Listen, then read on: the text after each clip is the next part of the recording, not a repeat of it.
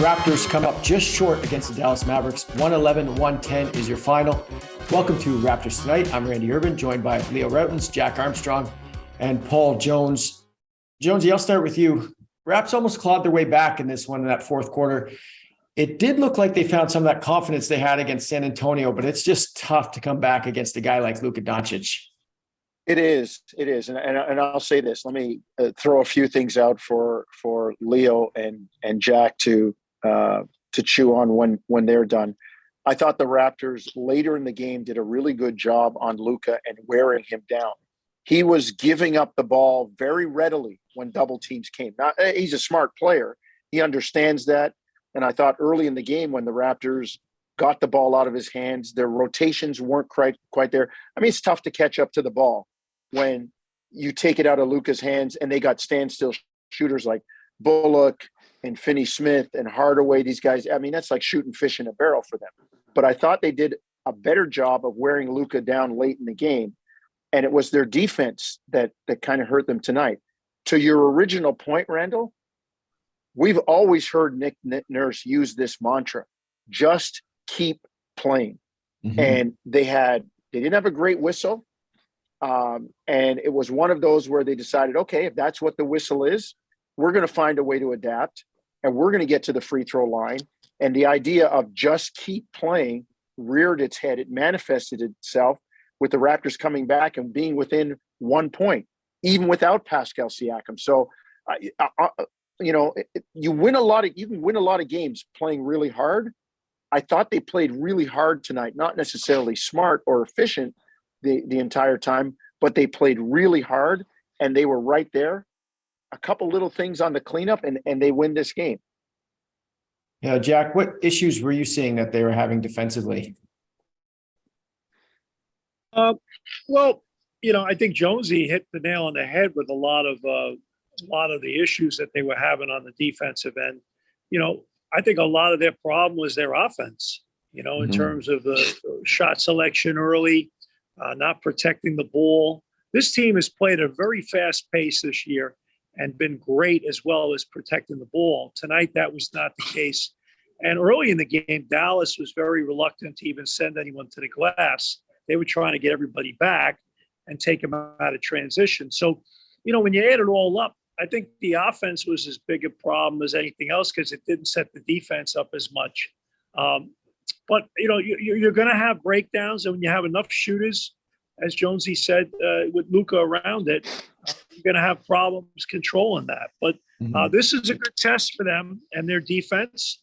And I think as the game went on, they figured things out and they got stronger.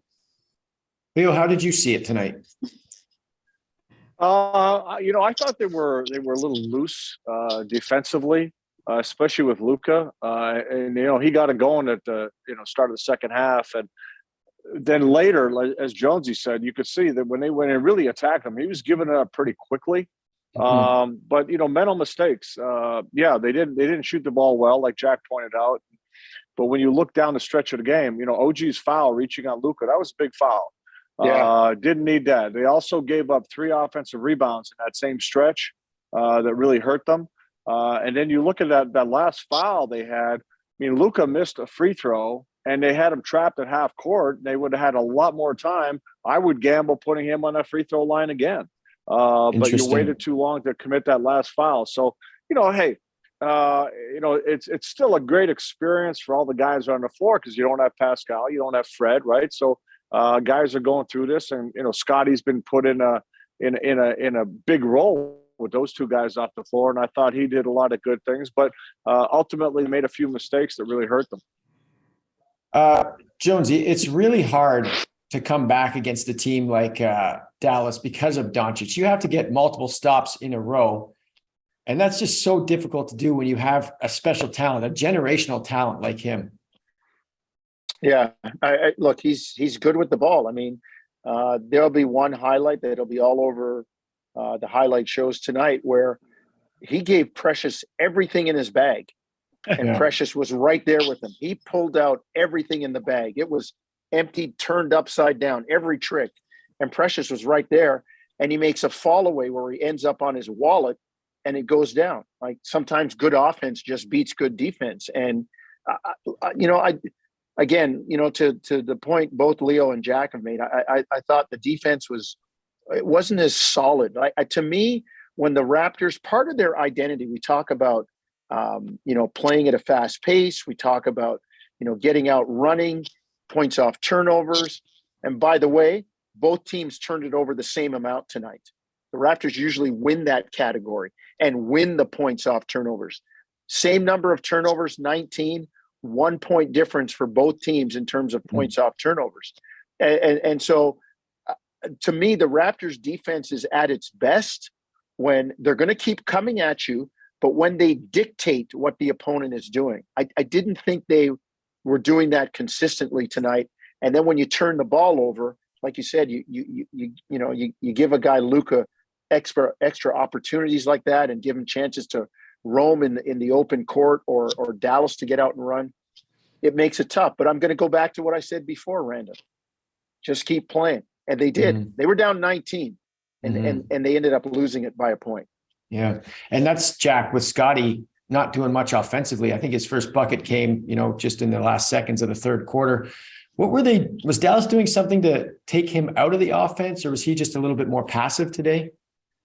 I didn't see anything really that I would say that they took him out of the game. He still finished with a triple double, but he wasn't looking for a shot at as much. The game was a little slower tonight. Mm-hmm. So I think the ball finds him a little bit more when the pace is a little quicker. And in the first half, it was a lot of half-court possessions and a lot of three-point shooting that was missed. And his game, I think what I liked in the fourth quarter tonight is he took the ball in the paint. Mm-hmm. And I think he's got to be a little more aggressive, taking the ball downhill and putting pressure on the officials to call fouls and get to the free throw line. I think that opens things up. He's got such great size, and Leo and Jonesy in a league like this where everyone switches, a lot of times he's going to end up getting a 6'2" guy switching onto him. He's got to punish that guy, put it on the floor, and get in the lane and shoot the ball over the top of him. He did it a couple times tonight, Jack. Leo, where he had Spencer Dinwiddie on him. He did it late, and he just, hey, man, this is old school. I'm bigger. I'm stronger. We're going close to the basket, and I'm going to score. Mm-hmm. Leo, were there other bright spots that you saw performance-wise from the Raptors? Well, I thought, OG again, here's a guy that's, going for defensive player of the year. He does the job, defensively, but at the same time, he's playing really good offense, right? Mm-hmm. I like the fact that, I like his shot selection, like when he's taking the shots, he's putting the ball on the floor nicely. He's being physical around the basket. That's seeing OG play that way consistently offensively, yet not giving up anything to take away from his goal of being a defensive player of the year. That's pretty impressive. So I enjoyed watching OG get after it today. And Jack, what about you? Anybody that you liked that stood out? I thought the compete level for Achua and Boucher was excellent tonight. I mean, and obviously they had their issues. I mean, Boucher got in early foul trouble. And obviously Achua got out of the gate and really struggled early on. But they play hard, man. Mm-hmm. They play hard. They're not going to always make the right play, but they play hard. And to me, I thought Achua really came on later on. And, the kid's really become a good free throw shooter. He made 2 big free throws late. And Boucher just plays his tail off. But those are 2 guys off the bench. And the other thing I'll say, I thought Otto Porter gave them solid minutes. He got 2 deflections, a steal. He made it 3. I like that when you get a veteran with that second unit. I think things will settle down. And obviously, we're in the NBA. Guys are always getting hurt. Who knows what's going to be the story with Siakam and obviously Van Vliet being banged up and Ken Birch as well. But nonetheless, I think this bench will be fine when you put everyone in the right pegs. Speaking of injuries, Jonesy, that Siakam strain growing, does that worry you? I mean, those things can linger. I know we're not doctors here, at least not me. I don't know about you guys. No, and you're right, Randy. They do linger. Fortunately for the Raptors, they've got a guy in Alex McKechnie that knows how to deal with him. That's how Silver kind of really made his name. You know, it's an injury that he's seen before, and he knows how to treat it. And listen, we're in the first week of November, and you don't want this thing to linger and be nagging. So, is how much discretion do you use? Like, if we don't see, and again, this is all speculative because we don't know. We haven't seen any pictures or images or anything like that. The information is, you know, property of the team, but I'd be willing to make sure he sits out until he's 100% healthy, work his way back. It might slow him a bit coming back in, but you know you're going to be healthy, and it's not something that's going to hang around all year. And okay, you're back after 2 games, and then 3 games from now, you know, kind of re-aggravated it. And no, like to me, it's get it right, get it fixed, and let's move forward. And you know, as Jack said, it moves the pegs around with some of the other players, but you have an identity, you have a style, a way of playing. So the next person has to step forward to keep this thing going. Yeah, Leo, who is going to be that next person, you think? Well, I mean, hey, you got, you know, Scotty Barnes. I think this is a role that, you know, the way he closed the game, like Jack said, just being aggressive, the way he closed the game, they really need him to be that guy that will attack, that will get into paint, use his size consistently. You know, this is a game too where, you know, we saw Gary Trent, for example, have a quiet 24 last game. This is a game where you maybe have a loud 24, right? Step up a little bit in the absence of some of the other guys, or when Pascal goes down, really try to look for your offense a little bit more. So, you know, different players got to step up. I mean, Chris Boucher, you know, gave you a lot of energy, but he struggled a little bit with his offense. So it's just, you know, I think Jack made the point that you got 3 guys, you know, potentially Siakam, Fred, Kem Birch. You know, Otto Porter's just coming in, and I like the fact that he's back. And I agree that I thought he did a lot of good things, but you like to just get everybody back and just kind of figure out what everybody's role is and where everybody fits going forward. And that way, I think it's going to be a lot easier for Nick to work the minutes and figure out, you know, how he can give guys, you know, proper time on the floor, yet not overkill. Jonesy, I want to talk about Kyrie Irving here. Yesterday evening, the Nets suspended Irving a minimum of 5 games without pay after failing on multiple occasions to unequivocally apologize for promoting an anti-Semitic film on social media. He's since apologized, but there's been an avalanche of troubling moments throughout this whole ordeal. What stands out to you after taking it all in? Let's just take basketball out of this. How can you be so tone deaf as a human being? To me, I mean, we're all living on this planet. We all have our challenges. We know that, you know, certain groups have been marginalized. There has been, especially over the last few years, a real movement afoot to try to level the playing field. And you know, we're in that era where we hear buzzwords: equity, inclusivity, diversity, valuing those things. How can you be so tone deaf? Like that's, and it's happened with Kyrie before, on different teams, on multiple teams at multiple times. It's happened with him trying to get guys not to go to the bubble because of the social issues there. And now he takes his social platform, which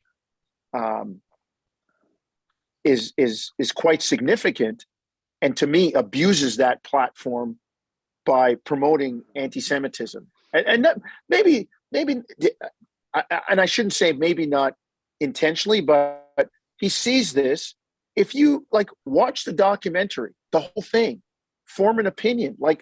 You can't be tone deaf to that stuff. And I look at you, the 3 of you, who are majority culture, and we've never had any issues around you guys supporting, whether it be me as a black man, the black community, the indigenous community, people's right to choose around their sexual orientation, or we've never had any of that, because that's how you're supposed to live on this planet. Yes, I know it's utopian philosophy and pie in the sky, but hey, if everybody buys in, we're going to be further ahead. So take the basketball out of it. I just don't know how Kyrie can be so tone deaf to all of it. Just my thoughts on that. Jack, your thoughts? Wow. Jonesy was awesome.